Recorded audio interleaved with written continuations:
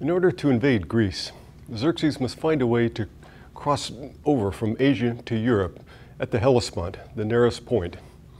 He decides to build 2 bridges across the straits that will allow his massive army to pass. So he orders his engineers to build them. But as soon as the bridges are constructed, they are immediately destroyed by violent sea storms. The building of the bridges was a major undertaking, and so Xerxes is angered at the loss of effort and materials. Herodotus reports the king's odd reaction to this setback as follows, quote, "When Xerxes was informed of the loss of the bridges, his anger was so terrible that he ordered his men to give the Hellespont 300 lashes of the whip and to drop a pair of fetters into the sea. Indeed, I have heard it said that he also sent men with irons to brand the Hellespont," end quote.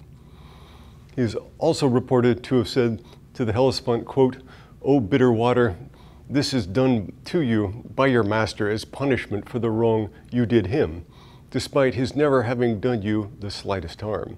King Xerxes will cross you whether you wish it or not," end quote. What is this odd story trying to convey? It's often taken to be an attempt by Herodotus to portray Xerxes as an irrational figure bordering on sheer madness. While this can certainly be seen as a form of Greek propaganda, there's more to it than this. In the text that we've read, we've seen in many forms the confrontation of nature versus civilization. Here we see another example of the same motif. Xerxes treats the Hellespont like a disobedient horse. He punishes it as if it were a live, sentient creature. From the modern perspective, this looks perfectly absurd, but from the ancient perspective, it was not so odd. The Greeks worshiped Poseidon, the god of the sea, but there were a number of other gods associated with the sea, rivers, and bodies of fresh water. The Hindus regard the Ganges River as a god. The Greeks regard as the fountains and streams to be inhabited by nymphs and minor deities. Thus, there was nothing crazy in Xerxes' personification of the Hellespont as a deity. What would have struck the Greeks as odd is the audacity of the act. Xerxes is claiming to be more powerful than a god. Still addressing the Hellespont, he says, quote, "How right people are not to sacrifice to you, turbid and briny river that you are," unquote. From this formulation, it's clear that there was discussion about the issue, with some offering sacrifices and others not. Here, Xerxes clearly sides with the latter in his disdain and anger. He cannot accept that nature will not bend to his will like everyone else in his empire.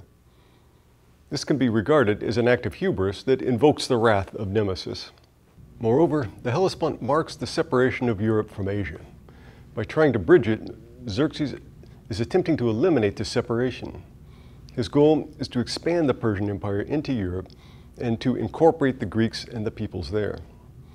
With the storm and the destruction of the bridges, nature is telling the king that the separation is one determined by nature and one that should be maintained and respected. Nature demands clear distinctions, for example, between the sphere of the living and the underworld. When humans blur these distinctions, they cause nature to react to reestablish them. Thus, the failure of Xerxes' expedition can be seen as a punishment exacted by nature for his distortion of the confusion of the boundaries of the world which nature has established.